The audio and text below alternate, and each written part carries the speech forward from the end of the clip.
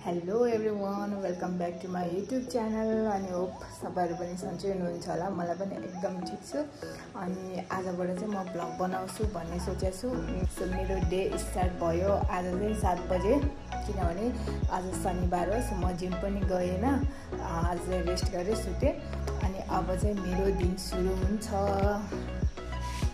अनि मेरो दिनको सुरुवात चाहिँ यहाँ चिन्टु अनि यता पिन्टुबाट हुन्छ। हेलो पिन्टु, के छ पिन्टु? सो अब चाहिँ हामी किचनतिर जानुपर्छ, किनभने अब मेरो उठ्ने बित्तिकैको काम भनेको किचनबाटै सुरु हुन्छ। सो किचनमा आइपुगेँ म। यो चाहिँ मेरो एकदम पहिला म ओभरवेट हुँदाखेरिको लुगा हो। अनि गर्मी महिनामा चाहिँ यो लुगाहरू चाहिँ एकदम खुला लगाउन मन लाग्छ नि मलाई। सो त्यही भएर म यस्तो लुगा लगाएर बस्छु घरमा। फर्स्टमा चाहिँ कपाल बाँध्नुपर्छ। फेरि बिहानको पहिलो ड्युटी भनेको चाहिँ तातो पानी खानु हो। आई मिन मन तातो पानी जे खाँदा पनि हुन्छ। डे स्टार्ट चाहिँ म यसरी नै गर्छु। हामी चाहिँ खाना बनाउनतर्फ लाग्छौँ। खाना बनाउनको लागि चाहिँ मैले यहाँ दाल बसालिसकेको छ। अनि त्यसपछि खाना बसाल्छु यतापट्टि। अनि यो चाहिँ चिन्टु र पुगुहरूको खाना हो, जुन चाहिँ पाकिसकेको छ। म चाहिँ यहाँ अब दाल झान्नको लागि चाहिँ यहाँ रेडी गर्दैछु।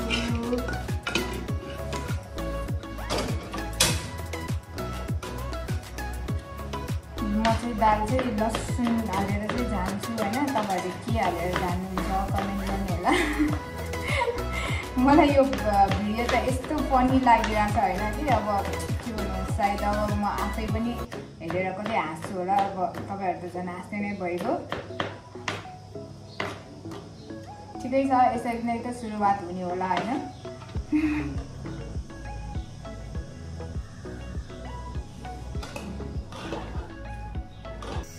दाल झान्नको लागि म पहिला चाहिँ थोरै जिरा हाल्छु। अनि यो जिरा पाकिसकेपछि चाहिँ अघि काटेको लसुन।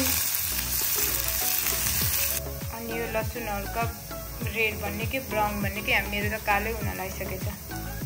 भइसकेपछि चाहिँ म यसमा बेसार हाल्छु,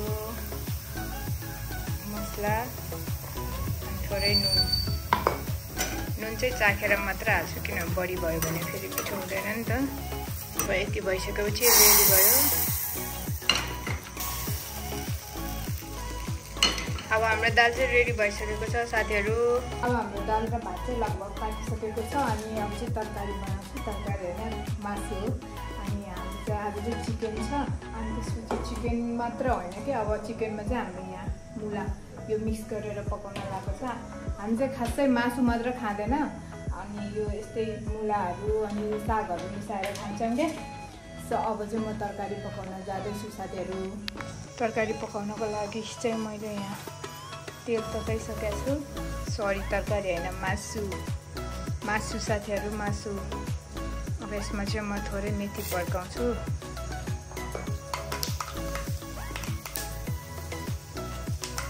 मेथी चाहिँ अब कालो भइसकेपछि चाहिँ यहाँ प्याज।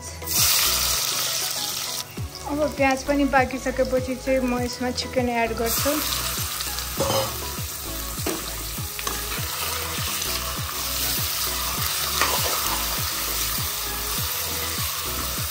त्यति भइसकेपछि चाहिँ म अब यसमा थोरै बेसार अनि नुन राखेर चाहिँ यसलाई एकछिन छोपिदिन्छु। यसले चाहिँ पानी निकाल्ने। अनि त्यसपछि पानी निस्किसकेपछि चाहिँ अलिक कडा गर्छ क्या मासुलाई। यसलाई एकछिन छोपिदिउँ। अनि त्यसपछि चाहिँ म तपाईँहरूलाई हाम्रो घरबाट देख्ने भ्यू देखाउँछु है त। आज चाहिँ वेदर एकदम क्लियर छ, एकदम बिहानै घाम लागिसकेको छ।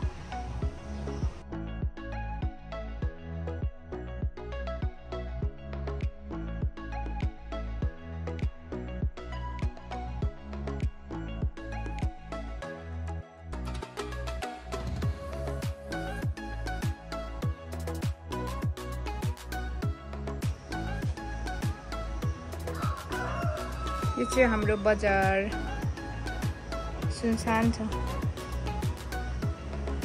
मासु चाहिँ यहाँ एकदम फ्राइड भइसकेको छ। अब म मसला पनि मिसाइदिन्छु यहाँ।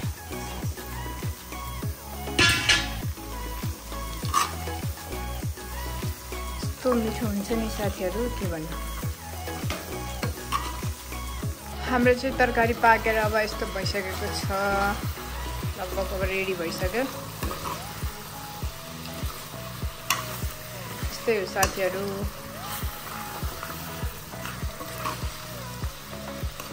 हाम्रो चाहिँ यहाँ अब चिन्टु पिन्टुको खाना रेडी भइसकेको छ, मासु भात।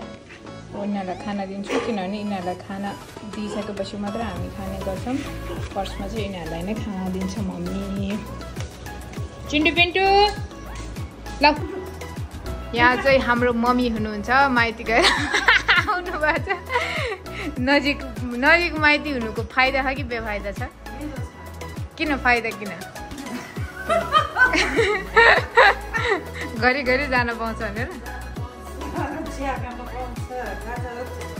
हाम्रो घरमा चिया पाउँदैन।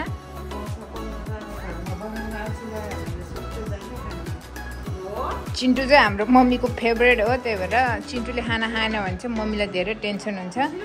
फकाइ कराई भए नि खुवाइरहन्छन्। दिउँसोको 1 बजिसकेको छ। हामी चाहिँ खाना खाएर नुहाइधुवाइ गऱ्यो, चिन्टु पिन्टुलाई पनि नुहाइदिएँ अनि म पनि नुहाएँ। अब चाहिँ हामी प्लान्टलाई चाहिँ पानीहरू चेन्ज गर्नुपर्ने छ। अरूमा त सबैमा ठिकै छ, तर यहाँ मनी प्लान्टमा चाहिँ यहाँ पानी सकेर यसमा एउटा पात चाहिँ यहाँ पहिलो भइसकेको रहेछ। सो म यसलाई पानी फेर्न लान्छु अब। सो ठिकै छ साथीहरू, मैले प्लान्टमा पानी पनि चेन्ज गरिसकेँ। अब चाहिँ राम्रै भएर आउँछ होला। आज चाहिँ म मेरो ब्लग यहाँ नै एन्ड गर्छु, किनभने अब म योभन्दा धेरै लामो चाहिँ बनाउन सक्दिनँ। अब चाहिँ नेक्स्ट टाइम बनाउँछु होइन। अब तुमसे ना हो पाएगा ल। अनि आज चाहिँ म यो ब्लग यहीँ एन्ड गर्छु, किनभने अलरेडी धेरै लामो भइसकेको छ, हेर्नलाई पनि झ्याउ लाग्छ। सो अब नेक्स्ट टाइम चाहिँ अब योभन्दा पनि राम्रो बनाउने ट्राई गर्छु। सो त्यो दिन चाहिँ मलाई चाहिँ बाई एन्ड सपोर्ट गर्नु होला। So thank you.